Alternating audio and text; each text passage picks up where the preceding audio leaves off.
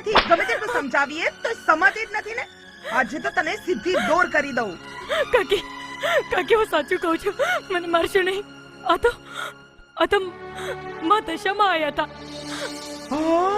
હા લ્યો, કે છે કે માં દશામાં આવ્યા હતા. હા અરે કહું છું જુઠ્ઠું બોલવાનું તો તારા માના પેટમાંથી શીખીને આવી છે.